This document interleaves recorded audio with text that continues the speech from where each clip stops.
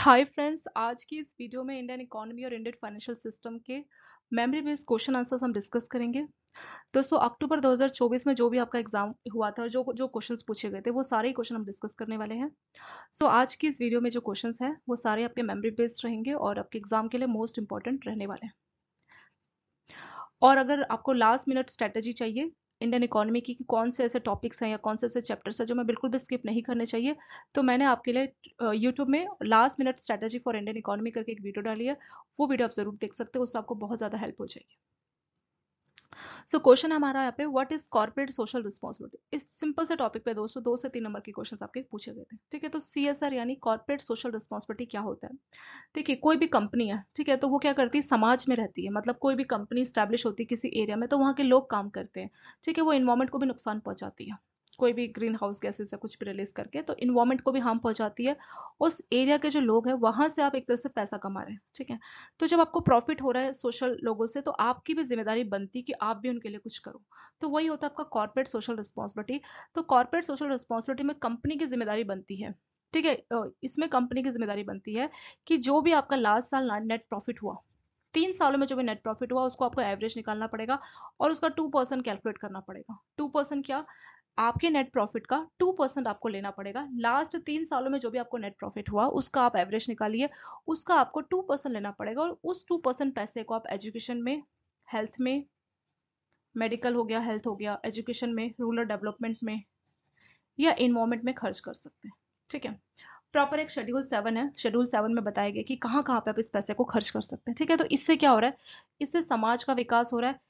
Environment को भी जो है हम जो आप पहुंचा रहे हो उसको एक तरह से आप कंपनसेट कर रहे हो इसमें पैसा लगा के।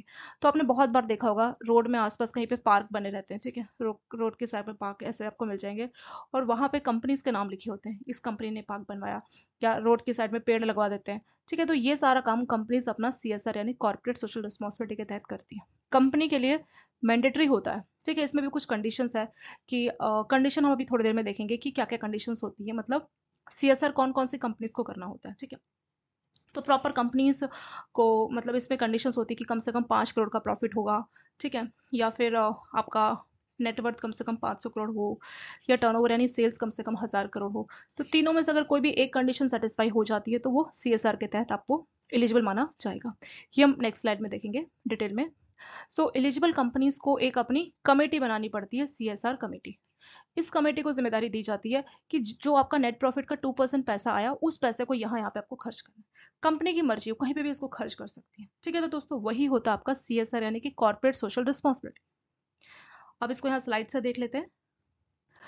और एक और बात दोस्तों, स्टार्टिंग में जब CSR आया था ना, तो इसको वॉलंटरी था। मतलब कंपनियों की मर्जी हुआ करती थी, वो चाहे तो CSR के तहत कुछ करे, अदरवाइज ना भी करे। पर बहुत सारी कंपनियां कुछ भी नहीं करती थी, करोड़ों का प्रॉफिट कमाया लेकिन कुछ भी नहीं करती थी। मतलब ना इन्वायरमेंट के लिए, ना नेचर के लिए, किसी के लिए भी नहीं। तो गवर्नमेंट ने बाद में इसको फिर लीगल बोल दिया कि नहीं, अब तो आपके लिए मैंडेटरी है। सभी कंपनीज के लिए जो भी एलिजिबल है उनको CSR के लिए पक्के से कुछ ना कुछ करना पड़ेगा। ठीक है, CSR का एम क्या है। The aim of CSR is to voluntary incorporate economical social environmental, यानी सोशल मतलब आपके जो लोग हैं, पीपल। इन्वायरमेंट मतलब आपका नेचर, चाहे जो भी आप धरती को जो नुकसान पहुंचा रहे, पेड़ पौधे, ग्रीन हाउस, उनके लिए आपको कुछ करना पड़ेगा। इकोनॉमिकल वे में भी आपको कुछ करना पड़ेगा। तो ये आपका ऑब्लिगेशन होता है जो भी आप बिजनेस ऑपरेशन करते हैं। ठीक है, तो कोई भी बिजनेस है उसका पर्पस है इकोनॉमिकल मतलब अपना प्रॉफिट कमाना, सोशल मतलब लोगों के लिए कुछ करना, और इन्वायरमेंट मतलब आपका इन्वायरमेंट के लिए कुछ करना। ठीक है, सो ताकि कंपनी के भी लॉन्ग टर्म जो है ग्रोथ हो सके और एक इन्वायरमेंट पे, लोगों पे, एम्प्लॉयज पे, शेयर होल्डर पे एक अच्छा और पॉजिटिव इम्पैक्ट हो सके। ठीक है, तो आपका जो कंपनी एक्ट 2013 है, उसके सेक्शन 135 में लीगल सपोर्ट मिला, यानी CSR को लीगली बोल दिया कि कंपनी एक्ट 2013 के तहत अब सेक्शन 135 को ऐड करके ये बोला गया कि अब सभी कंपनीज के ऊपर जो भी एलिजिबल है CSR के तहत, अब ये वॉलंटरी नहीं है, अभी लीगली, मतलब सबको ये बात माननी पड़ेगी। शुरू में वॉलंटरी था, मतलब कंपनी की मर्जी है, चाहे तो अपनी श्रद्धा से कुछ करे। पर आधे से ज्यादा कंपनीज की कोई श्रद्धा नहीं हुआ करती थी, जिस चक्कर में कुछ भी नहीं करते थे, करोड़ों का प्रॉफिट कमाया और एक भी रुपए कुछ भी नहीं करते थे, ना लोगों के लिए, ना स्कूल्स, हॉस्पिटल्स। ठीक है, मतलब कुछ भी, वो एक भी पैसा खर्चा नहीं करते थे।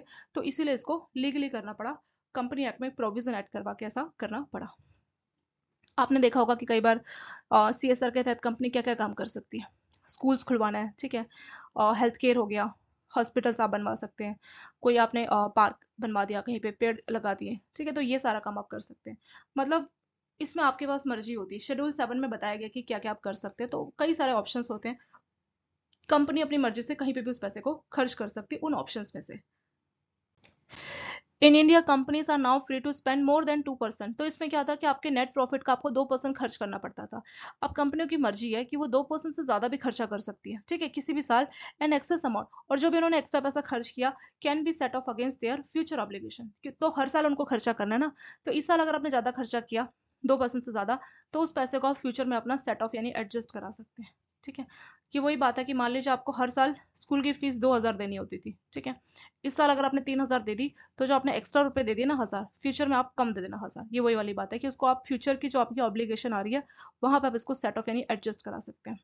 इन जुलाई 2019 government amended the law that treated non complies with. तो 2019 में गवर्नमेंट ने इस लॉ में, जो सीएसआर का लॉ है उसमें चेंज किया। और पहले क्या था उस लॉ में, किस चीज को चेंज किया? पहले ये था दोस्तों कि नॉन कंप्लाइंस विद सीएसआर, अगर कोई कंपनी सीएसआर के प्रोविजन को नहीं मानती तो उसको क्रिमिनल ऑफेंस माना जाता था, मतलब एज अ क्रिमिनल ट्रीट किया जाता था, ठीक है। और क्रिमिनल ट्रीट करने की वजह से उनको 3 साल तक की मैक्सिमम जेल भी हो जाती थी, ठीक है, वो ऑफिसर्स जो कंपनी का डिफॉल्ट कर रहे हैं, ठीक है। फिर उस चीज को चेंज किया और बोला नहीं नहीं, ये क्रिमिनल तो नहीं है, इसको आप सिविल ऑफेंस मानिए। तो सिविल ऑफेंस में क्या सजा दी जाती है?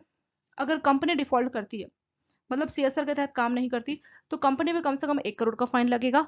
और जो डिफॉल्टिंग ऑफिसर है, मतलब जो एम्प्लॉय है जिसकी जिम्मेदारी थी, वो अगर डिफॉल्ट करता है तो उस पर कम से कम 2 लाख का फाइन लगेगा। तो उससे फाइन आप याद कीजिए, ये इंपॉर्टेंट आपका हो सकता है, ठीक है। एक तो ये इंपॉर्टेंट है, और नेक्स्ट स्लाइड में हम कंडीशंस देखेंगे, वो भी इंपॉर्टेंट है। तो स्टार्टिंग में जब ये 2019 में इसके सीएसआर के लॉ में चेंज किया गया, पहले ये क्रिमिनल ऑफेंस था, उसको क्रिमिनल से हटा के सिविल ऑफेंस किया गया कि नहीं, क्रिमिनल तो बहुत ज्यादा हो जाएगा, अब 3-3 साल की जेल लगा रहे हैं कि आपने ये काम नहीं किया, तो बहुत ज्यादा होगा, मतलब बहुत सख्ती हो जाएगी, इसलिए उसको हटाया गया। और बोला गया कि नहीं, अभी क्रिमिनल नहीं, सिर्फ इसको सिविल रॉन्ग या सिविल ऑफेंस माना जाएगा। इसमें अगर कंपनी डिफॉल्ट करती है तो 1 करोड़ का फाइन कम से कम लगेगा, और ऑफिसर डिफॉल्ट करता है तो कम से कम 2 लाख का फाइन लगाया जाएगा, ठीक है। अब ये क्रिमिनल ऑफेंस नहीं है, ये क्राइम नहीं है, बल्कि ये जो है इसमें आपको पेनल्टी पे करनी पड़ेगी, ठीक है। तो ये आपका सीएसआर का यहाँ पे थोड़ा सा हो गया। तो सीएसआर के तहत कंपनियों को अपना हेल्थ केयर हो गया, स्कूल्स हो गए, हॉस्पिटल्स हो गए, तो इस तरह की फैसिलिटीज में कंपनी अपने लास्ट ईयर के प्रॉफिट का, नेट प्रॉफिट का 2% पैसा खर्चा कर सकती है। और 2019 में इसके लॉ में अमेंड किया गया, और इसको क्रिमिनल ऑफेंस वाला जो प्रोविजन था उसको हटाया गया, और बोला गया कि अगर सीएसआर में कंपनी डिफॉल्ट कर रही है तो उसको क्रिमिनल नहीं बल्कि सिविल ऑफेंस माना जाएगा। इसमें कंपनी को 1 करोड़ की कम से कम पेनल्टी लगाई जाएगी, और एम्प्लॉयज को कम से कम 2 लाख की पेनल्टी लगाई जाएगी अगर वो सीएसआर को फॉलो नहीं करते। कोई भी कंपनी इन तीनों में से किसी भी एक कंडीशन को सेटिस्फाई करेगी तो वो सीएसआर के लिए एलिजिबल मानी जाएगी। A company must follow CSR rules if it meets any one of the following conditions in the presiding. तो लास्ट फाइनेंशियल ईयर में इन तीनों में से कोई भी एक कंडीशन अगर, एनी वन, ठीक है, तो कोई एक कंडीशन भी अगर आपको आप सेटिस्फाई करते हैं तो आप सीएसआर के लिए एलिजिबल माने जाएंगे। पहला, नेटवर्थ जो है 500 करोड़ या उससे ज्यादा होने चाहिए। नेटवर्थ क्या होता है दोस्तों? असेट माइनस लायबिलिटी, ठीक है। तो कंपनी के कितने असेट्स हैं और कितनी लायबिलिटीज है। असेट्स मतलब अगर हम बात करें कंपनी के फर्नीचर है, बिल्डिंग है, जमीन है, तो उनकी टोटल वैल्यू कितनी है, कैश है, वो सब असेट होगा। लायबिलिटी मतलब जो बोरोविंग है, जो भी लोन लिया है, तो असेट पे से लायबिलिटी को माइनस कीजिए तो आपको मिलेगा नेटवर्थ, ठीक है। तो नेटवर्थ 500 करोड़ या उससे ज्यादा होनी चाहिए। दूसरा, टर्नओवर 1,000 करोड़ या उससे ज्यादा। टर्नओवर का मतलब होता है दोस्तों सेल्स, तो कंपनी की सेल्स 1,000 करोड़ या उससे ज्यादा होनी चाहिए, तो वो एलिजिबल मानी जाएगी। तीसरा, नेट प्रॉफिट। नेट प्रॉफिट में क्या होता है कि कंपनी की सेल्स कितनी हुई, कॉस्ट कितनी हुई, तो सब कुछ माइनस करके लास्ट में जो प्रॉफिट बचता है वो होता है नेट प्रॉफिट, ठीक है। तो उस नेट प्रॉफिट की वैल्यू अगर 5 करोड़ या उससे ज्यादा है, तो इन तीनों में से अगर कोई भी एक कंडीशन सेटिस्फाई होती है तो कंपनी को सीएसआर रूल को फॉलो करना पड़ेगा, और नेट प्रॉफिट का जो है कम से कम 2% पैसा सीएसआर के तहत देना पड़ेगा। इस पर्पज के लिए कंपनी को अपनी सीएसआर कमेटी भी बनानी पड़ती है। तो सीएसआर कमेटी का यही काम होता है कि सीएसआर के तहत जो जो रिस्पॉन्सिबिलिटीज है उसको वो पूरा करे। इसमें पैसा कहाँ कहाँ लगाया जाता है? एजुकेशन में, हेल्थ में, इन्वायरमेंट के लिए, या फिर रूरल डेवलपमेंट के लिए। तो शेड्यूल 7 है, शेड्यूल 7 में बताया गया कि कहाँ कहाँ पे आपको पैसा सीएसआर के तहत खर्च करना चाहिए, ठीक है दोस्तों। सिंपल सा टॉपिक है, इसी में से आपके 2-3 नंबर के क्वेश्चंस पूछे गए थे। सनराइज सेक्टर में भी क्वेश्चन पूछा था दोस्तों, और इसमें से बहुत बार क्वेश्चन आ जाता है, ये हर बार रिपीट ही हो जाता है almost. What is sunrise sector? Sunrise जैसे आप मान लीजिए सन है, राइज हो रहा है, ठीक है, तो मतलब शुरुआत होने जा रही है, सुबह का टाइम है। तो सेम ऐसे ये उन सेक्टर या उन इंडस्ट्रीज को बोला जाता है जो भी इन्फेंस है, यानी बहुत ही छोटे स्टेज में अभी ये ग्रो करेंगे, ठीक है, but has the potential for significant growth. तो सनराइज सेक्टर उन सेक्टर को बोला गया जो भी इन्फेंसी, जैसे बच्चे होते हैं ना इन्फेंट, तो वो ग्रो करते हैं, तो सेम ऐसे ये वो सेक्टर है जो भी इन्फेंसी स्टेज में, जो बच्चे वाली स्टेज में, ये भी लाइफ में आगे ग्रो करेंगे। एग्जाम्पल सबसे अच्छा इलेक्ट्रिक का है। जैसे इलेक्ट्रिक आप व्हीकल देखते हैं, अभी इतना नहीं है, पर फ्यूचर में इसका बहुत ज्यादा स्कोप है। ठीक है, तो वो आपका सनराइज का बेस्ट एग्जाम्पल इसमें हो गया। The sector is often characterised by strong growth rate. तो इसकी कैरेक्टरिस्टिक्स क्या है कि इसका ग्रोथ रेट बहुत स्ट्रॉन्ग होगा, हाई डिग्री ऑफ इनोवेशन, यहाँ पे बहुत इनोवेशन होगी, और पब्लिक अवेयरनेस भी बहुत ज्यादा आएगी। और जो इन्वेस्टर्स हैं जो अपना पैसा लगाना चाह रहे हैं, तो लॉन्ग टर्म ग्रोथ के लिए इन सेक्टर पे पैसा लगा सकते हैं। सो इन सनराइज सेक्टर का क्या क्या फायदा होगा? इससे जो है जॉब क्रिएट होगी और बिजनेस भी ग्रो होगा फ्यूचर में, आने वाले टाइम में। ये जो सनराइज सेक्टर है, इससे इकोनॉमी को बहुत ज्यादा बेनिफिट होने वाला है, जैसे नई नई जॉब को क्रिएट करके देगा, और बिजनेस में भी काफी ज्यादा ग्रोथ देखने को मिलेगी। तो ये फायदा होगा आपका सनराइज सेक्टर का।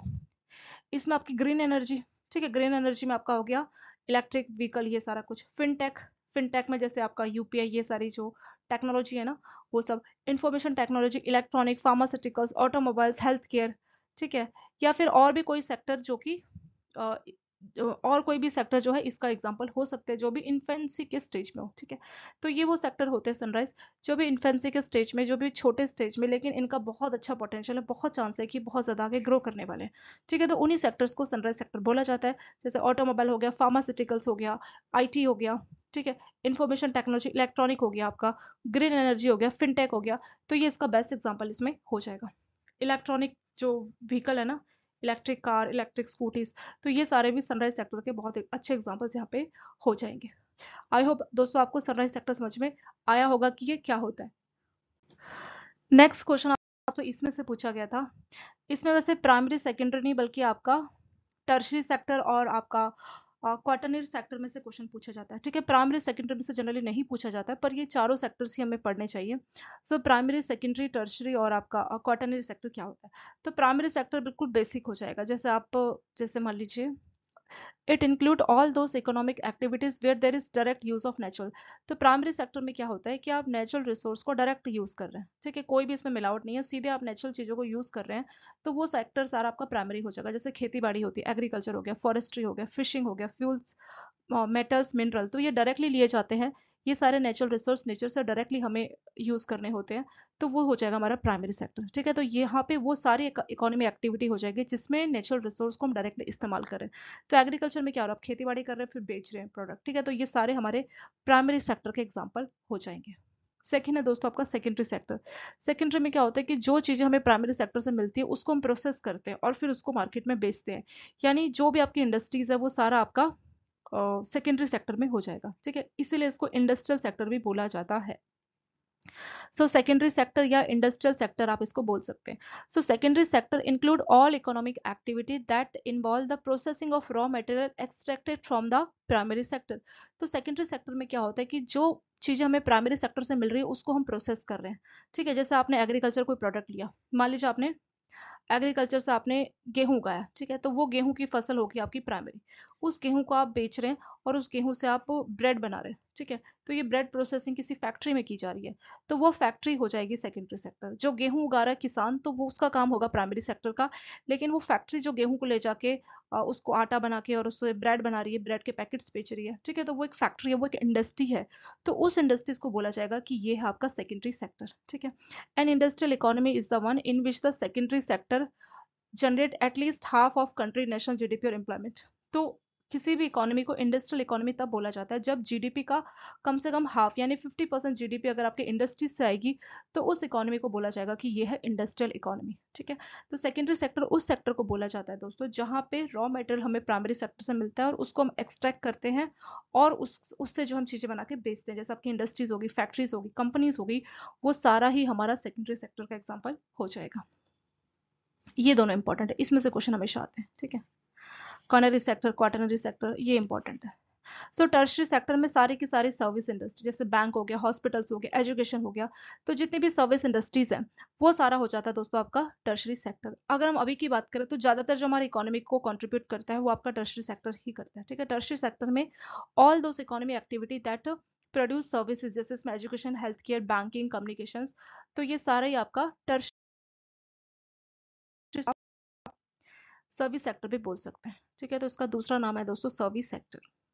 चौथा आता आपको दोस्तों कॉर्नरी सेक्टर। कॉर्नरी सेक्टर का मतलब होगा कि ये जो है, ये जो आपका सर्विस सेक्टर है ना, ये आपका टर्शरी इसी का ही ब्रांच है, इसी का सबसेट बोल सकते हैं, ये इसी का ही ब्रांच है।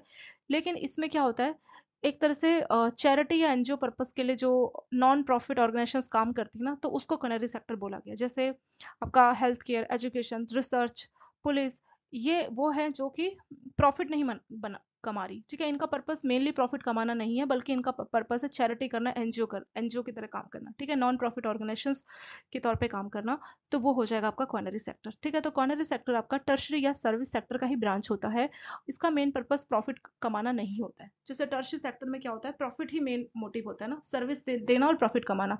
लेकिन कॉर्नरी में ऐसा नहीं है, इसका मेन पर्पस है चैरिटी करना और एनजीओ इस तरह से, ठीक है। इसमें कोई भी ऐसी चीज हो सकती है जो चैरिटी या एनजीओ के लिए काम करती है, जैसे पुलिस है, फायर है, या कोई भी और गवर्नमेंट इंडस्ट्रीज है, कल्चर है, रिसर्च है। तो वो सारा हो जाएगा आपका दोस्तों क्वेनरी सेक्टर। लास्ट आपका क्वाटरनरी सेक्टर। ये क्या होता है, इसको नॉलेज सेक्टर बोलते हैं, ठीक है। तो क्वाटरनरी सेक्टर को नॉलेज सेक्टर भी बोला जाता है। इसमें आपका टीचिंग, रिसर्च, डेवलपमेंट, मतलब यहाँ पे पूरा माइंड का गेम है। यहाँ पे वो चीजें आएंगी, वो चीजें आएंगी जहाँ पे सिर्फ नॉलेज या माइंड की बात की जाएगी। जैसे टीचिंग हो गया, रिसर्च हो गया, डेवलपमेंट हो गई, ठीक है, R and research and development. तो ये सारी चीजें आपके क्वाटरनरी सेक्टर का एग्जाम्पल हो जाएंगे, ठीक है। तो क्वाटरनरी सेक्टर और क्वाटरनरी सेक्टर पे बहुत क्वेश्चंस आते हैं दोस्तों, हमेशा इन्हीं पे पूछा जाता है, ठीक है। तो ये आपका काफी इंपॉर्टेंट है।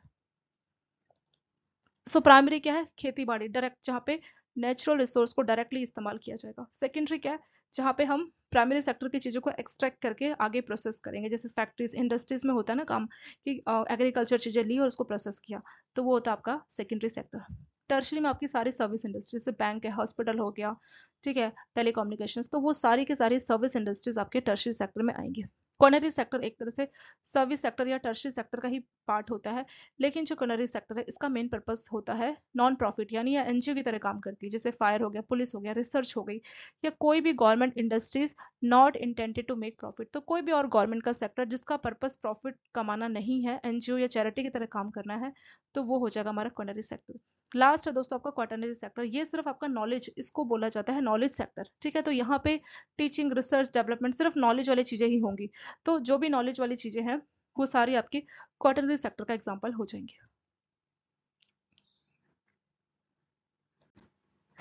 नेक्स्ट क्वेश्चन है दोस्तों आपका आईएमएफ यानी इंटरनेशनल मॉनेटरी फंड।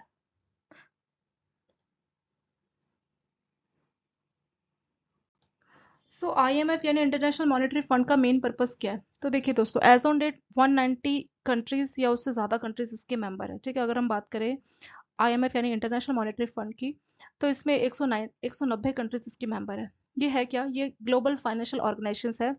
इसका पर्पस क्या है, क्यों उसको बनाया गया, इसका पर्पस है कि जो भी कंट्रीज हैं, इसके मेंबर जो कंट्रीज है, उनको अगर कोई प्रॉब्लम है, फाइनेंशियल सपोर्ट चाहिए, तो ये देने का काम करती है। तो ये चाहती है कि ग्लोबल यानी वर्ल्ड वाइड लेवल पे इकोनॉमी ग्रो करे, कंट्रीज को आगे बढ़ने में, उनकी इकोनॉमी को ग्रो करवाने में आईएमएफ जो है सपोर्ट करती है। तो यही इसका पर्पस है कि ग्लोबल लेवल पे, अगर मान लीजिए कोई रिच कंट्री है और कोई पुअर कंट्री है, कंट्री की बात हो रही है दोस्तों यहाँ पर, ठीक है। तो एक रिच कंट्री चाहे तो पैसा पुअर कंट्री को दे सकती है एज ए लोन, बहुत ही सस्ते, बहुत ही कम इंटरेस्ट रेट पे जो है लोन अवेलेबल कराना, ये सारा काम आईएमएफ करती है। तो इसका मेन पर्पस यही होता है कि जो कंट्रियां बहुत पीछे रह गई, जो बहुत पुअर है, उनको भी ग्रो किया जाए, उनकी भी इकोनॉमी को बूस्ट किया जाए, उस पर्पस के लिए आईएमएफ को बनाया गया, ठीक है। तो ये एक आपकी ग्लोबल फाइनेंशियल ऑर्गेनाइजेशन है जिसमें 190 कंट्रीज इसकी मेंबर है। IMF help countries grow there economy and maintain financial stability. तो इसका काम वही है कि कंट्रीज को उनकी इकोनॉमी को ग्रो करने के लिए हेल्प करती है और उनको स्टेबिलिटी लाने में हेल्प करती है, ठीक है। इसको कब बनाया गया था, जुलाई 1944 में ब्रिटेन वुड कॉन्फ्रेंस के दौरान आईएमएफ को बनाया गया था, ठीक है। इंडिया ने इसको 1945 अगले साल जो है इसको ज्वाइन किया था, 27/45 में। What is main function of IMF, इसका क्या काम है, ठीक है। आईएमएफ क्या क्या काम करती है, monitor economy of member countries. तो जो भी इसकी मेंबर है, उनकी इकोनॉमी को मॉनिटर करती है कि कैसे उनकी इकोनॉमी चल रही है। Lends money during financial crisis, मान लीजिए बैलेंस ऑफ पेमेंट इशू, यानी पैसा कम है, फाइनेंशियल क्राइसिस की इश्यूज आ रहे हैं, ठीक है, खर्चे ज्यादा है, पैसा कम है, तो वैसी स्थिति में अगर कंट्रीज को लोन चाहिए, तो आईएमएफ लोन अवेलेबल कराने का काम करती है। Fights poverty by giving low interested loan to poor countries. तो ऐसी कंट्री जो बहुत गरीब है, उनको सस्ते इंटरेस्ट रेट पे लोन अवेलेबल कराना भी इन्हीं का ही काम होता है, ठीक है। Help raise fund by giving confidence to other lenders and investors. तो जैसे बैंकों पे आप लोन लेने जाते हो तो बैंक बोलता है ना कि कुछ गारंटी दो, तो सेम ऐसे अगर कोई लेंडर है, कोई लोन देना चाह रहा है, तो ये क्या करती है, कॉन्फिडेंस देती है, मतलब एक तरह से सपोर्ट दे रही है, एक तरह से गारंटी दे रही है उन पुअर कंट्रीज के बिहाफ पे कि आप इनको लोन दे दो, कुछ प्रॉब्लम होगी तो हम देखेंगे। तो ये वाला काम भी आईएमएफ करती है।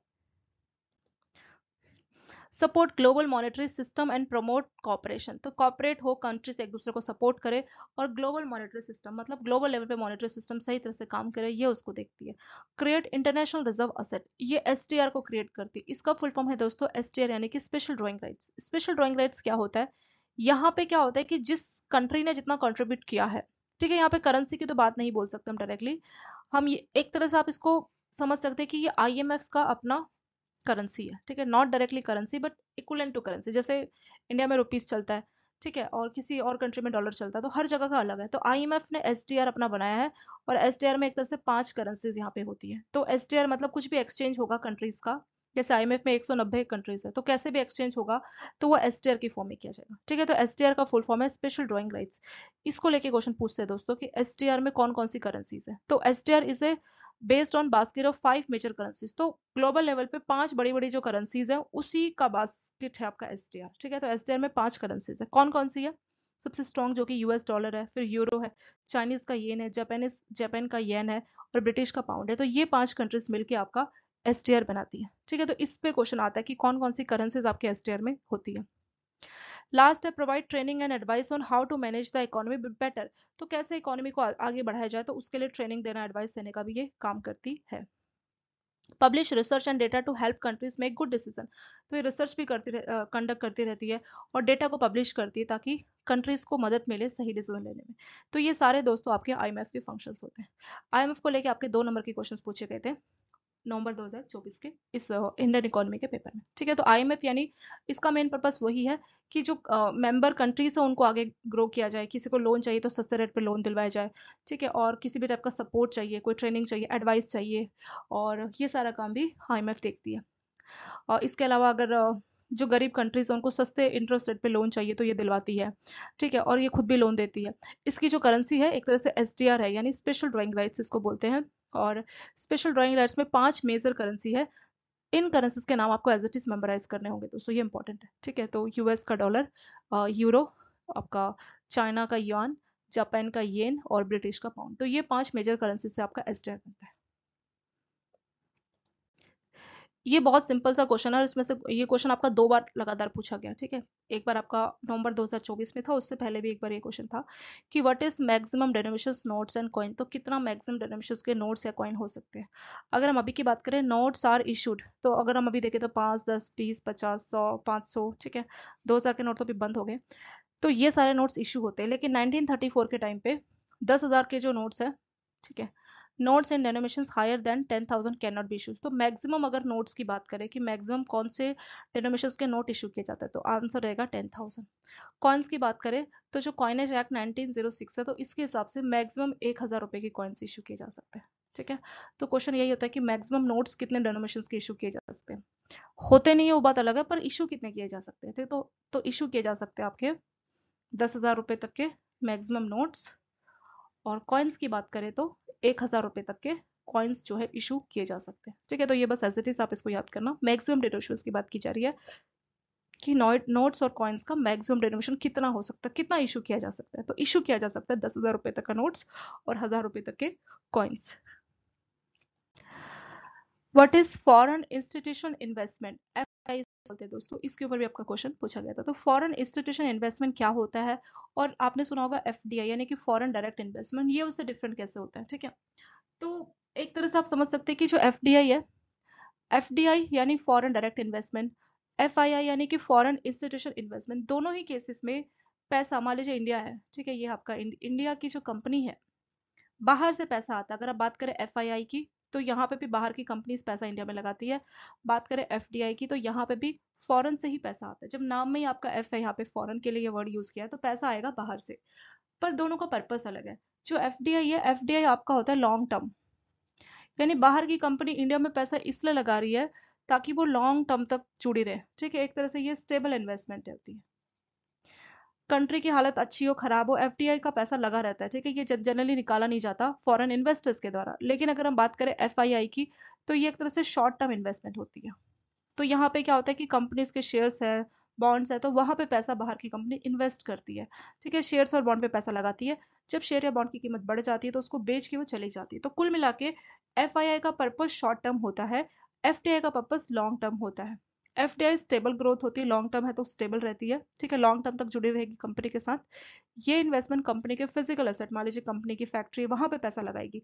लेकिन एफआईआई का इन्वेस्टमेंट कंपनी के स्टॉक, शेयर्स, बॉन्ड वहां पे होगा, ठीक है। और यहाँ पे क्या होता है, एफआईआई का कंसेप्ट है दोस्तों क्विक एंट्री, मतलब एंट्री जल्दी लेंगे और अगर अच्छा रिटर्न मिलेगा तो एग्जिट कर जाएंगे। लेकिन एफडीआई का ऐसा कुछ नहीं है, ये चाहती है कि लॉन्ग टर्म तक जुड़े रहे कंपनी के साथ, ठीक है। यहाँ पे जो एफडीआई है, एफडीआई में जब पैसा लगाया जा रहा है इस तरह से लगाया जाता है कि उनको कंट्रोल भी दिया जाता है, ठीक है। तो एफडीआई इन्वेस्टमेंट का पूरा कंट्रोल होता है कंपनी के ऊपर। लेकिन यहाँ पे बात करें एफआई की, इनका ज्यादा कंट्रोल नहीं होता, सिर्फ इनको इंटरेस्ट जो है बॉन्ड, वो सब इनको इंटरेस्ट, उस तरह से इनकी कमाई होती है, ठीक है।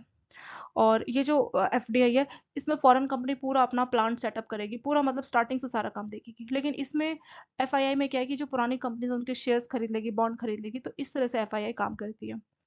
और एफडीआई का ये भी फायदा होता है कि इसमें जॉब्स लोगों को मिलती है, टेक्नोलॉजी इंफ्रास्ट्रक्चर को ग्रो मिलता है एफडीआई से।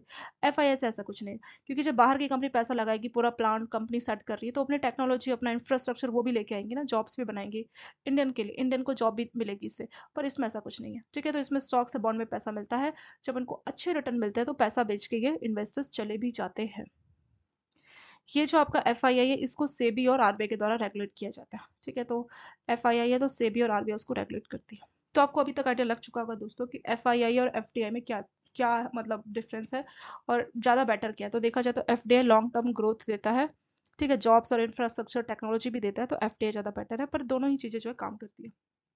सो एफआईआई पे क्वेश्चन आपका आया था, what is foreign institution investment. तो यहाँ पे क्या हो रहा है कि फॉरेन के इंस्टीट्यूट्स जो है इंडिया में इन्वेस्ट कर रहे हैं, इंडिया की जो कंपनीज है उनके शेयर्स, बॉन्ड पे अगर इन्वेस्ट करेंगे शॉर्ट टर्म के लिए, उसी को बोला जाता है फॉरेन इंस्टीट्यूशन इन्वेस्टमेंट, ठीक है। It refers to short term capital investment in a stock. तो कंपनी के स्टॉक्स में या किसी भी हेज फंड में बाहर की कंपनीज आके इन्वेस्ट करती है। इट इज जनरली वॉलेटाइल, मतलब वॉलेटाइल है, हमेशा ये नहीं कि फिक्स है, कभी भी आएंगी जाएंगी, चलता रहेगा इनका।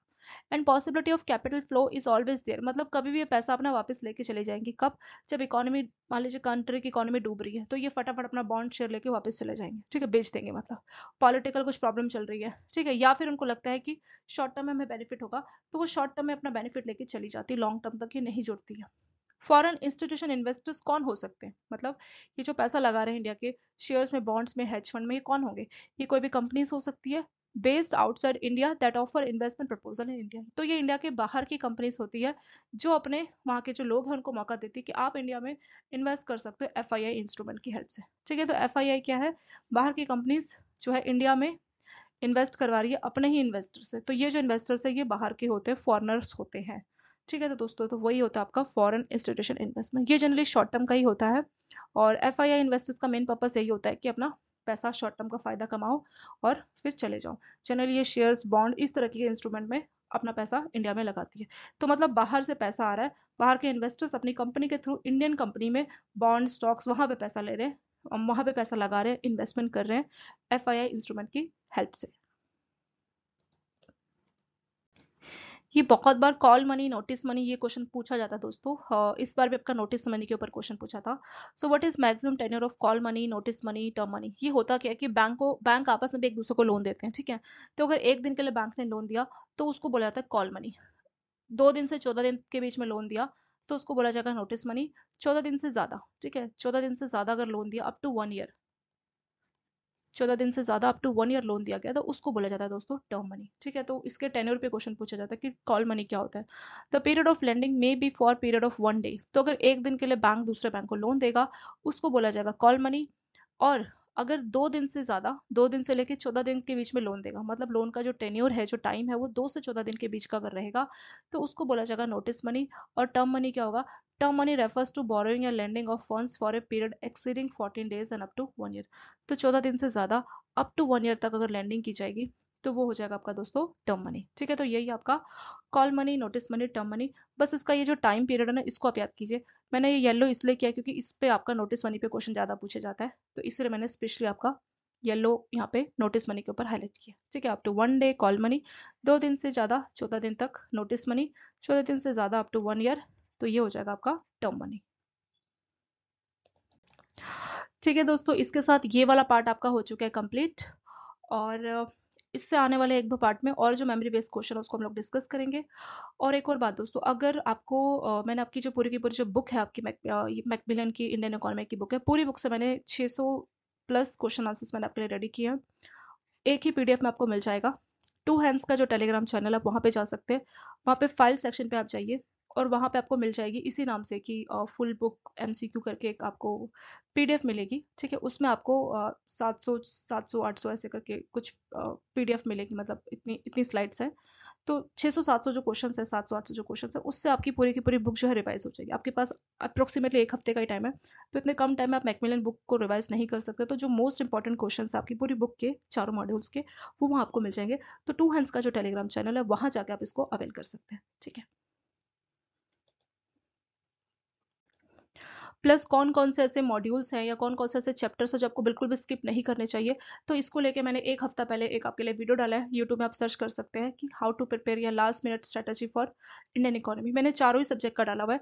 अभी आपका इंडियन इकोनॉमी का पेपर है तो आप उसका वीडियो देख सकते हैं, उस वीडियो को देख सकते हो, उससे आपको आइडिया लगेगा कि कौन से चैप्टर्स या टॉपिक्स आपको बिल्कुल भी स्किप करके नहीं जाने चाहिए, ठीक है। तो उससे आपको लास्ट वाले मिनट्स में हेल्प हो जाएगी।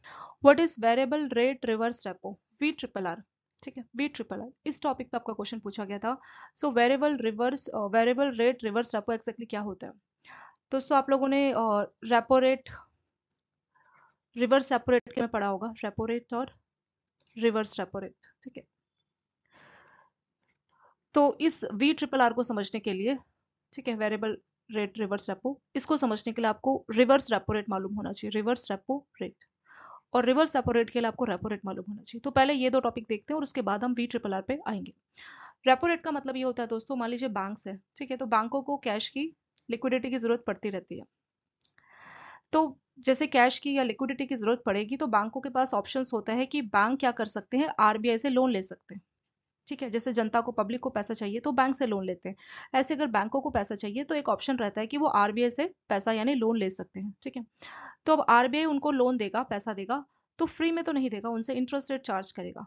जैसे बैंक अपने कस्टमर से इंटरेस्ट रेट चार्ज करता है, हाउसिंग लोन का 9%, 8%, कार लोन सबके लिए इंटरेस्ट चार्ज करता है, तो सेम टू सेम बिल्कुल वैसे ही आरबीआई जब बैंकों को लोन देगा तो इंटरेस्ट भी चार्ज करेगा।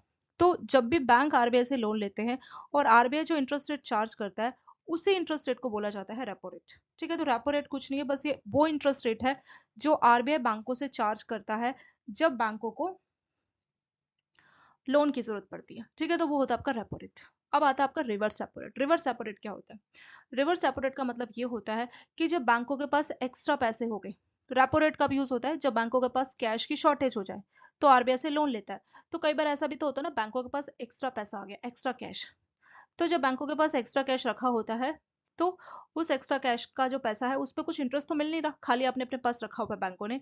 तो बैंकों के पास ये ऑप्शन होता है कि जो उनके पास एक्स्ट्रा पैसा, एक्स्ट्रा कैश, वो चीज बैंक क्या कर सकते हैं, आरबीआई के पास रखवा सकते हैं। यानी बैंकों का एक्स्ट्रा कैश बैंक आरबीआई के पास रखवाते हैं, और उसके लिए भी आरबीआई जो है बैंकों को इंटरेस्ट रेट चार्ज करता है, सॉरी इंटरेस्ट रेट पे करता है, ठीक है। तो इस केस में आरबीआई बैंकों को इंटरेस्ट रेट पे करता है। तो जो इंटरेस्ट रेट आरबीआई बैंकों को पे करेगा उसी इंटरेस्ट रेट को बोला जाता है दोस्तों रिवर्स रेपो रेट। तो ये बिल्कुल रिवर्स हो गया, एक तरह से रेपो का बिल्कुल उल्टा हो गया। रेपो में क्या है कि आरबीआई बैंकों से इंटरेस्ट रेट चार्ज कर रहा है, ठीक है, बैंकों को पे करना पड़ रहा है आरबीआई को। लेकिन रिवर्स रेपो में आरबीआई बैंकों को इंटरेस्ट रेट पे करता है, तो इसीलिए इसको रिवर्स बोला गया, क्योंकि ये रेपो का बिल्कुल उल्टा है। इसमें आरबीआई बैंकों को इंटरेस्ट रेट पे करता है, ठीक है। और पर आरबीआई ऐसा क्यों करता है? मतलब आरबीआई तो कोई ऐसा नहीं कि कोई कमर्शियल ऑर्गेनाइजेशन हो, तो ऐसा क्यों करता है? वो इसलिए होता है दोस्तों, आरबीआई का काम है मार्केट में इन्फ्लेशन को कंट्रोल करना, ठीक है। ये जिम्मेदारी आरबीआई को मिली पड़ी है। इन्फ्लेशन मतलब महंगाई, एक तरह से समझ सकते हैं, ठीक है, चीजों के प्राइस बहुत बढ़ गए। अब होता क्या है, जब लोगों के पास बहुत सारा कैश आ जाता है ना, तो लोग घर पे खाली नहीं बैठते, वो जाते हैं दुकान में, कुछ शॉपिंग करते हैं, कुछ खरीदते हैं, यानी डिमांड करते हैं। ऐसी हजार लोगों के पास, लाखों लोगों के पास, करोड़ों के पास कैश पैसा आता है, तो वो सबके सब डिमांड करना शुरू करते हैं। तो जब बहुत सारी डिमांड होती है, तो आप लोग जानते हैं ना, जब किसी चीज की डिमांड बहुत बढ़ती है तो उसका रेट, प्राइस भी बढ़ जाता है, ठीक है। तो हजारों, लाखों, करोड़ों लोग अगर डिमांड बढ़ाएंगे, उनके डिमांड के बढ़ने से चीजों का प्राइस बढ़ जाता है, और प्राइस के बढ़ने से इन्फ्लेशन बढ़ जाती है। तो कुल मिला के अब आरबीआई को काम क्या करना है कि चीजों के प्राइसेस को कम करना। तो जब आरबीआई को मार्केट में लगता है कि लोगों के पास जो कैश है बहुत ज्यादा आ गया, मार्केट में बहुत ज्यादा लिक्विडिटी हो गई, तो उस लिक्विडिटी को मार्केट से उस लिक्विडिटी को एब्जॉर्व करने के लिए आरबीआई रेपो रेट और रिवर्स रेपो रेट वाले जो टूल्स हैं, इंस्ट्रूमेंट है, इनको यूज करता है। ठीक है, तो आरबीआई को जब ऐसा लगता है कि मार्केट में बहुत सारा पैसा आ गया, ठीक है, अगर आरबीआई को ऐसा फील होता है कि मार्केट में बहुत ज्यादा पैसा आ गया, लोग डिमांड करेंगे, प्राइस बढ़ेगा, इन्फ्लेशन बढ़ सकती है, तो उस टाइम पे आरबीआई चाहता है कि बैंक जो है लोगों को पैसा ना दे, क्योंकि ऑलरेडी लोगों के पास बहुत सारा पैसा है, और अगर बैंक क्या कर रहे हैं, जनता को और लोन दे रहे हैं, तो जनता के पास और पैसा बढ़ेगा, तो इन्फ्लेशन और बढ़ सकती है। तो उस केस में आरबीआई क्या करता है, अपना ये जो रेपो रेट है ना, इसको बढ़ा देता है। ठीक है, तो यानी जब मार्केट में बहुत ज्यादा इन्फ्लेशन आ सकती है, जब मार्केट में, यहाँ देखते हैं आरबीआई रेपो रेट किस केस में बढ़ाता है, रेपो रेट को क्या करता है, इंक्रीज करता है, नहीं बढ़ा देता है। किस केस में, जब मार्केट में बहुत ज्यादा लिक्विडिटी है, ठीक है, लिक्विडिटी बहुत ज्यादा हाई है, तो उस केस में रेपो रेट आरबीआई बढ़ा देता है। ठीक है, repo rate, reverse repo rate पे आरबीआई का कंट्रोल है, उसको घटाना बढ़ाना सब आरबीआई करता है। तो उस केस में आरबीआई बोलता है बैंकों से कि अगर मुझसे लोन चाहिए तो मैं ज्यादा रेट पे आपसे लोन का मतलब आपसे ज्यादा इंटरेस्ट रेट चार्ज करूंगा।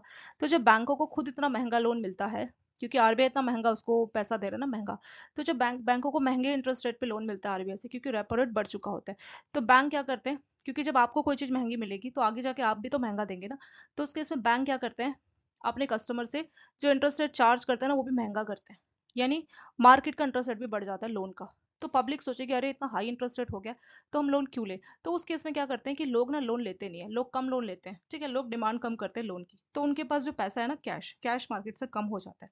तो कुल मिला के जब भी आरबीआई को लगता है कि मार्केट में लिक्विडिटी बहुत ज्यादा है, तो उस हाई लिक्विडिटी को कंट्रोल करने के लिए आरबीआई क्या करता है, रेपो रेट बढ़ा देता है। रेपो रेट के बढ़ने से, क्योंकि बैंकों को रेपो रेट क्या है, जिस रेट पे आरबीआई बैंकों को लोन दे रहा है, तो जब बैंकों को खुद महंगा पड़ रहा है, जैसे दुकानदार बोलते हैं ना आगे से चीज महंगी आ रही तो हम क्या करें, तो सेम ऐसे बैंक भी बोलता है कि आरबीआई का रेपो रेट महंगा है तो हम भी आगे महंगा देंगे। क्योंकि बैंक महंगा दे रहे हैं तो पब्लिक सोचती है कि क्यों इतने महंगे में लोन लेना, तो लोग लोन लेना कम करते हैं, जिससे लोगों के पास पैसा कम होता है और जो लिक्विडिटी हाई थी वो कम हो जाती है। ठीक है, तो एक टूल ये हो गया। सेम रिवर्स रेपो, सेम इसी का अपोजिट, अगर आरबीआई को लगता है कि मार्केट में लिक्विडिटी बहुत कम है, क्योंकि वो एवरेज होनी चाहिए, कम भी सही नहीं है, ज्यादा भी सही नहीं, लिक्विडिटी अगर मार्केट में कम है, तो उस केस में आरबीआई क्या करता है, रेपो रेट को घटा देता है, मतलब बैंकों को सस्ते में लोन देना शुरू कर देता है। अब बैंकों को सस्ता मिलता है तो वो आगे भी सस्ता देते हैं, तो पब्लिक सोचती है अरे इतने सस्ते पे इंटरेस्ट रेट पे लोन मिल रहा है तो जाके बैंक से लोन ले, तो पब्लिक जाके बैंक से लोन लेती है, और फिर जो है कैश मार्केट में बढ़ जाता है। तो इस तरह से आरबीआई रेपो रेट वाले इंस्ट्रूमेंट को यूज करता है। इसी का सेम ऐसे रिवर्स रेपो भी होता है। ठीक है, रिवर्स रेपो भी बैंक इस तरह से इस्तेमाल करता है। सेम ऐसे रिवर्स रेपो को कैसे यूज करता है, रिवर्स रेपो उस रेट को बोलते हैं जिस रेट पे बैंक अपना एक्सेस पैसा आरबीआई के पास रखवाते हैं, ठीक है, एक्सेस कैश। तो अगर आरबीआई को लगता है कि मार्केट में बहुत ज्यादा कैश है, मार्केट में लिक्विडिटी बहुत बढ़ चुकी है, तो उस केस में आरबीआई क्या करता है, ये जो रिवर्स रेपो रेट है बढ़ा देता है। इसको बढ़ाने से ये फायदा होता है कि बैंकों का जो एक्स्ट्रा कैश है वो पब्लिक को लोन ना देके आरबीआई के पास रखवाने में प्रेफर करते हैं। क्यों, क्योंकि रिवर्स रेपो रेट बढ़ चुका है, बैंकों को अच्छा खासा रिटर्न दे रहा है आरबीआई, जो भी आप एक्सेस कैश बैंक के पास रखोगे। तो बैंक पब्लिक को लोन देने से अच्छा ये समझते हैं कि एक काम करते हैं आरबीआई के पास ही रखवा लेते हैं, और बैंक ऐसा करते भी है। तो जब आरबीआई को लगता है कि मार्केट में लिक्विडिटी बहुत ज्यादा बढ़ चुकी है, तो उस केस में आरबीआई क्या करता है, रिवर्स रेपो रेट को बढ़ा देता है। उसके बढ़ने से बैंक अपना एक्स्ट्रा कैश आरबीआई के पास रख पाते हैं। क्यों, क्योंकि रिवर्स रेपो रेट ज्यादा है, बैंकों को अच्छा खासा इंटरेस्ट मिलने वाला है रिवर्स रेपो की फॉर्म में, तो बैंक सोचते हैं क्यों पब्लिक को लोन देना, बेटर है कि ज्यादा पैसा हम आरबीआई के पास रखवाएं। तो उस केस में बैंक ऐसा ही करते हैं, और मार्केट में लोन कम देते हैं बैंक, जिसकी वजह से जो एक्स्ट्रा कैश है, लिक्विडिटी, उसको कंट्रोल कर लिया जाता है। इसी का वाइस वर्सा, जब आरबीआई को लगता है कि मार्केट में लिक्विडिटी बहुत कम है, ठीक है, यानी मार्केट में कैश लोगों के पास बहुत कम है, तो उस केस में आरबीआई क्या करता है, रिवर्स रेपो रेट को घटा देता है। तो घटाने से क्या होता है, बैंक सोचते रहे एक्स्ट्रा कैश आरबीआई के पास रखेंगे, वो हमें रिवर्स रेपो देगा जो कि बहुत कम हो गया, घट गया, तो बेटर है कि मार्केट को लोन दे। तो उस केस में बैंक आरबीआई के पास कैश रखने से अच्छा ये समझते हैं कि मार्केट में हम लोन देंगे, ठीक है, क्योंकि ज्यादा इंटरेस्ट रेट कमा सकते हैं ना लोन पे, तो मार्केट में लोन दिया जाता है और फिर कैश बढ़ जाता है। तो इस तरह से आरबीआई इन दो इंस्ट्रूमेंट को इस्तेमाल करता है। देखिए दोस्तों, आपको रेपो और रिवर्स रेपो अच्छे से समझ में आ चुका होगा। हम बात करते हैं ट्रिपल आर की, आपका वेरिएबल रेट रिवर्स रेपो। ये अभी जो आपने रिवर्स रेपो रेट देखा ना, बिल्कुल इसी की तरह, बस फर्क इतना है कि रिवर्स रेपो रेट आपका फिक्स इंटरेस्ट रेट होता है, ठीक है, ये जो रिवर्स रेपो है बिल्कुल फिक्स्ड है, लेकिन जो वेरिएबल आपका रेपो रेट रिवर्स है ना, नाम से ही लग रहा है वेरिएबल, यानी ये घटता बढ़ता रहेगा। लेकिन किसी भी केस में चाहे बढ़े कुछ भी है, वेरिएबल वाला रेट है, पर फिर भी वी ट्रिपल आर हमेशा रिवर्स रेपो से तो ज्यादा ही होगा। ठीक है, तो इसीलिए वी ट्रिपल आर वाले इंस्ट्रूमेंट को आरबीआई लेके आई है। वी ट्रिपल आर वाले का फायदा ये है कि बैंक सोचते हैं, मतलब इसको लाने का पर्पस क्या था, इसको लाने का पर्पस ये था कि जब कोविड आया था तो मार्केट में बहुत ज्यादा कैश का इशू हो गया था, तो उस टाइम पे आरबीआई ने बहुत ज्यादा लिक्विडिटी मार्केट में डाली थी अलग अलग तरीकों से। ठीक है, अब मार्केट में बहुत सारा कैश हो चुका था, अब इतना सारा कैश मार्केट में आ चुका है, अब उस कैश को कंट्रोल करना पड़ेगा, अदरवाइज इन्फ्लेशन आ जाएगा। ठीक है, तो उस कैश को कंट्रोल करने के लिए आरबीआई एक नया इंस्ट्रूमेंट लाया था, उस इंस्ट्रूमेंट का नाम ही आपका वी ट्रिपल आर। ठीक है, तो इस इंस्ट्रूमेंट की हेल्प से बैंक जो आपका आरबीआई है, यहाँ देखते हैं रिवर्स रेपो और आपका वी ट्रिपल आर। ठीक है, सो पहली बात, इसके नाम में ही वेरिएबल है, तो साफ बात है कि ये जो इंटरेस्ट रेट है ये वेरिएबल है, यानी फिक्स तो नहीं होगा। जैसे होम लोन होता है ना, कुछ फिक्स्ड होते हैं, स्टाफ को फिक्स इंटरेस्ट रेट मिलता है, पब्लिक को वेरिएबल, तो सेम ये भी वही है। लेकिन आपका रिवर्स रेपो रेट बिल्कुल फिक्स्ड है। ठीक है, वो फिक्स रहता है, लेकिन ये वेरिएबल रहता है हमेशा। वी ट्रिपल आर हमेशा ज्यादा होगा, रेपो रेट से हमेशा ज्यादा होगा वी ट्रिपल आर। ठीक है, तो इससे क्या होता है कि कोविड के बाद मार्केट में बहुत ज्यादा लिक्विडिटी बढ़ चुकी थी। ठीक है, इतनी ज्यादा लिक्विडिटी को कंट्रोल करने के लिए सिर्फ रिवर्स रेपो रेट अकेला सफिशिएंट नहीं था, तो इसीलिए वी ट्रिपल आर को लाना पड़ा। मतलब रिवर्स रेपो अकेला काम नहीं आ पा रहा था इतनी सारी लिक्विडिटी को कंट्रोल करने के लिए। ठीक है, तो इसीलिए जो है वी ट्रिपल आर वाले नए इंस्ट्रूमेंट को लाना पड़ा। इसके तहत बैंकों को बोला गया कि आप रिवर्स रेपो रेट के तहत तो ऑलरेडी आरबीआई के पास पैसा रखवा रहे हो, एक नया इंस्ट्रूमेंट है वी ट्रिपल आर, अगर आपके पास और पैसे हैं तो आप इस इंस्ट्रूमेंट के तहत भी अपना पैसा आरबीआई के पास रखवा सकते हो, और यहाँ पे जो आपको इंटरेस्ट मिलेगा वो वेरिएबल मिलेगा। और दूसरी बात, ये इंटरेस्ट रेट आपका रिवर्स रेपो से ज्यादा होगा। मान लीजिए रिवर्स रेपो पे आरबीआई 5% दे रही है, तो ये शायद 6% होगा। तो बैंक सोच रहा है ये तो बहुत अच्छी बात है, 6% मिल रहा है, तो क्यों ना वी ट्रिपल आर के तहत ही अपना पैसा दे। तो इस केस में बैंकों ने अपना पैसा वी ट्रिपल आर के तहत आरबीआई पे रखवाया। ये भी वही है, इसमें भी पैसा आरबीआई के पास ही रखा जा रहा है, डिट्टो सेम है एक तरह से। अभी आपने रिवर्स रेपो देखा ना, सेम है, बस फर्क इतना है इसका इंटरेस्ट रेट वेरिएबल है। दूसरा डिफरेंस ये है कि इसका इंटरेस्ट हमेशा रिवर्स रेपो से तो ज्यादा ही होता है। तो बैंक अपना जो एक्सेस कैश है पब्लिक को ना देके, क्योंकि ऑलरेडी इतना लिक्विडिटी आ चुका है, तो पब्लिक को ना देके, मार्केट में ऑलरेडी बहुत कैश है, तो बैंक क्या करेंगे, क्योंकि इतना अच्छा रिटर्न मिल रहा है वी ट्रिपल आर पे, तो पैसा लोगों को लोन ना देके बैंक वी ट्रिपल आर के तहत आरबीआई के पास रखवाना ज्यादा पसंद करेंगे, ज्यादा प्रेफर करेंगे। और उससे क्या होगा कि मार्केट में जो एक्स्ट्रा लिक्विडिटी है उसको कंट्रोल कर लिया जाएगा। तो वही पर्पस है दोस्तों आपका वी ट्रिपल आर को लाने का। ठीक है, जैसे आपका रेपो रेट होता है, रिवर्स रेपो होता है ना, तो सेम ऐसे ही आपका वी ट्रिपल आर भी होता है। चलिए यहाँ से रीड करते हैं। तो वी ट्रिपल आर को लाने का पर्पस क्या था, जब repo rate reverse repo rate तो हुआ ही करते थे, तो वी ट्रिपल आर को क्यों लेके आए। वो पर्पस यही है कि कोविड के बाद इतनी ज्यादा लिक्विडिटी हो गई थी कि रेपो रिवर्स रेपो सफिशिएंट नहीं थे, तो एक और लाना पड़ा टूल, एक और इंस्ट्रूमेंट, तो वो नया इंस्ट्रूमेंट वी ट्रिपल आर है। इसका पर्पस क्या था, पर्पस वही था, मार्केट में बहुत ज्यादा लिक्विडिटी है, बहुत कैश आ गया था। ठीक है, क्योंकि पता नहीं लगा गवर्नमेंट आरबीआई को कि कितना कैश मार्केट में लाना है, तो बहुत ज्यादा कैश आ चुका था, तो उसकी वजह से इतनी लिक्विडिटी को कंट्रोल करने के लिए ही इस वी ट्रिपल आर वाले नए इंस्ट्रूमेंट को लाया गया। ठीक है, तो ये आरबीआई के द्वारा लॉन्च किया गया। तो अपनी लिक्विडिटी जो मैनेजमेंट पॉलिसी है, ये जो वर्ड होता है दोस्तों लिक्विडिटी, इसका मतलब होता है कैश, पैसा। ठीक है, तो पैसे को मैनेज करने की पॉलिसी के तहत वी ट्रिपल आर को लाया गया। वी ट्रिपल आर में क्या होता है, आरबीआई ऐसे ऑक्शन करती है, बैंकों को बोलती है इतने पैसे को लेके ऑक्शनिंग हो रही है और इतना पैसा आपको मिलेगा as a interest. Since pandemic impacted the economy, तो जो आपका कोविड था उसने इकोनॉमी को बहुत इम्पैक्ट किया था। So RBI has been injecting liquidity into the system, तो आरबीआई ने क्या किया, लिक्विडिटी को यानी पैसे को मार्केट में डालना शुरू किया। इंजेक्ट होता है, मार्केट में पैसा डालना शुरू किया। And present market circumstance along with rising inflations imply there is excess liquidity, फिर पता लगा कि अरे इन्फ्लेशन आने वाली, क्योंकि बहुत ज्यादा लिक्विडिटी को मार्केट में इंजेक्ट कर दिया गया। अब आरबीआई को क्या करना है, RBI intent to absorb excess liquidity, तो जो इतना ज्यादा मार्केट में इतना ज्यादा पैसा आ चुका है लिक्विडिटी, उसको कंट्रोल करना है, उसको अब्जॉर्ब करना है। ठीक है, so in order to avert inflation, avert होता है रोकना, ताकि इन्फ्लेशन को रोका जा सके, क्योंकि बहुत सारा सबके पास पैसा है, तो क्या होगा, सबके सब लोग जाके डिमांड करेंगे, डिमांड करने से चीजों के प्राइस बढ़ेंगे और इन्फ्लेशन आ जाएगी। ठीक है, and rebalance the liquidity condition, तो लिक्विडिटी को रीबैलेंस करने के लिए इसको लाया गया। As a result it choose V triple R auction as an instrument, तो इसीलिए आरबीआई ने वी ट्रिपल आर को यूज किया as a instrument, as a tool in which an amount is determined by RBI, तो इसमें RBI एक amount determine करता है कि हाँ इतना पैसा, and commercial bank can participate in the auction, तो उस ऑक्शन में बैंक पार्टिसिपेट कर सकते हैं, and park their money with the central bank, तो जो उनके पास एक्स्ट्रा पैसा है वो उस ऑक्शन में पार्टिसिपेट करेंगे और बोलेंगे हाँ हम इतने पैसे को आपके पास देना चाहते हैं as a V triple R at a variable rate. तो इसमें जो इंटरेस्ट रेट मिलेगा वो वेरिएबल मिलेगा, that is expected to be higher than fix reverse repo. तो ये VRRR का रेट हमेशा ज्यादा होगा as compare to reverse repo rate. और रिवर्स रेपो आपका फिक्स होता है, लेकिन ये आपका वेरिएबल रेट रहता है and decided based on market condition. तो वेरिएबल रेट को आरबीआई अपने मार्केट की कंडीशन के हिसाब से डिसाइड करती है। Since January 2021, RBI had been observing liquidity from the banking system via VRRR auction। तो जनवरी 2021 से आरबीआई इसी VRRR वाले इंस्ट्रूमेंट को यूज कर रही है मार्केट से लिक्विडिटी यानी कैश को ऑब्जर्व करने के लिए, ठीक है।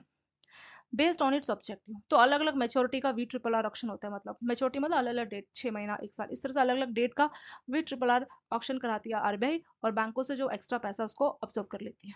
VRRR appears to be successful method for observing excess liquidity from the market। तो VRRR काफी सही मेथड है जिससे मार्केट से लिक्विडिटी को कंट्रोल किया जा सकता है। VRRR is useful option for bank to park excess liquidity with RBI।